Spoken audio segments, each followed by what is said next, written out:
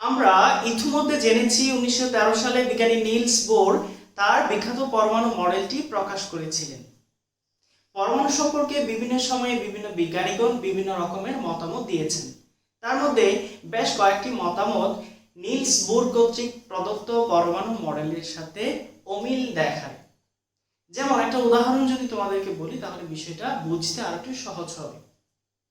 বিজ্ঞানী বোর ইলেকট্রনকে কণা হিসেবে বিবেচনা করেছেন, কিন্তু 1924 সালে বিজ্ঞানী লুই ডি ব্রগলি দাবি করলেন ইলেকট্রনের কণা এবং তরঙ্গ উভয় ধর্ম আছে, যেটাকে তিনি বলছেন দ্বৈত ধর্ম বা ডুয়েল নেচার।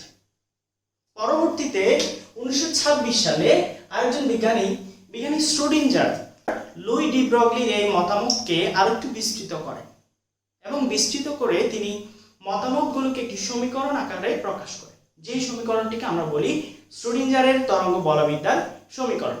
এই সমীকরণে তিনি ইলেকট্রনকে নির্দিষ্ট তরঙ্গ দৈর্ঘ্য বিশিষ্ট তরঙ্গ হিসেবে বিবেচনা করেছেন।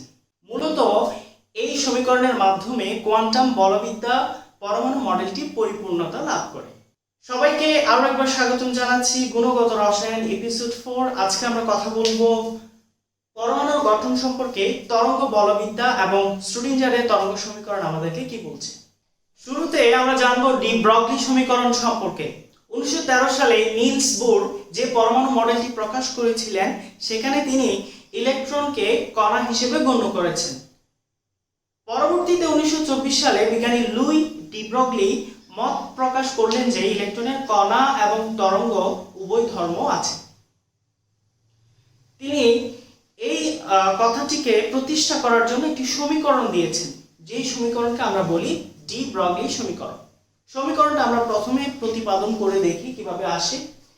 আমরা ম্যাক্স প্ল্যাঙ্কের একটা সমীকরণ জানি, সেটা হচ্ছে ফোটনের শক্তি E হচ্ছে h নিউ, যেখানে h হচ্ছে প্ল্যাঙ্কের ধ্রুবক, নিউ হচ্ছে তার কম্পাঙ্ক। এই সমীকরণে আমরা h কে রেখে দিলাম নিউ এর জায়গায়, আমরা লিখলাম c ডিভাইডেড বাই ল্যামডা, বা আমরা এখানে লিখতে পারি E সমান হচ্ছে hc ডিভাইডেড বাই ল্যামডা। এই সমীকরণকে আমরা এক নম্বর সমীকরণ হিসেবে ডিনোট করলাম। আবার আইনস্টাইনের সমীকরণ থেকে আমরা জানি E হচ্ছে mc স্কয়ার। এটাকে আমি সমীকরণ নাম্বার 2 দিয়ে ডিনোট করলাম। দুটো সমীকরণকে আমি যদি একত্রিত করি তাহলে আমরা লিখতে পারি mc স্কয়ার হচ্ছে hc ডিভাইডেড বাই ল্যামডা।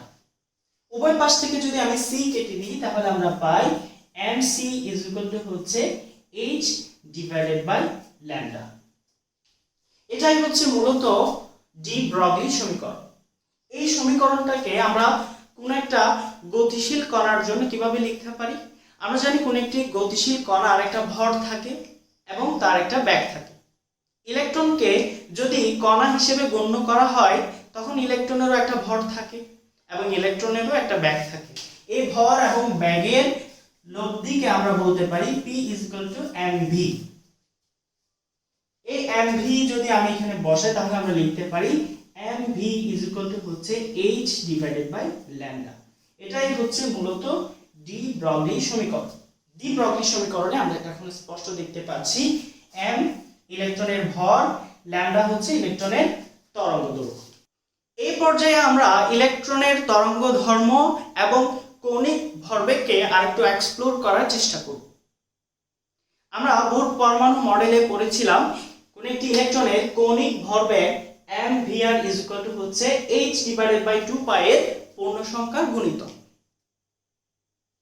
কেন এমনটি হয়, কেন ইলেকট্রনের কৌণিক ভরবেগ h ডিভাইডেড বাই 2 পাই এর পূর্ণ সংখ্যার গুণিতক হয়, সেই ব্যাখ্যাটা আমরা বোর পরমাণু মডেলে পাইনি।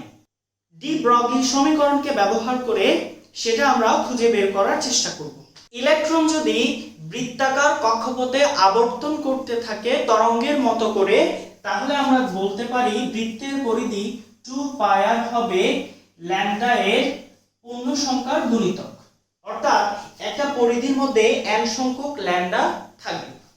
আবার আমরা জানি mv সমান হচ্ছে h ডিভাইডেড বাই ল্যামডা। এখান থেকে আমরা লিখতে পারি ল্যামডা সমান h divided by mv। 2 pi r is equal to হচ্ছে nh ডিভাইডেড বাই mv। এখান থেকে আরো সুন্দর করে লিখলে লেখা যায় mv r is equal to হচ্ছে nh ডিভাইডেড বাই 2 পাই। এটাই হচ্ছে মূলত কৌণিক ভরবেগের সমীকরণ, যেই সমীকরণটা ব্যাখ্যা রাদারফোর্ড পরমাণু মডেল থেকে আমরা ভালোভাবে পাই। আশা করি তোমরা বিষয়গুলো বুঝতে পেরেছো। দেখা হচ্ছে আগামী এপিসোডে। সবাইকে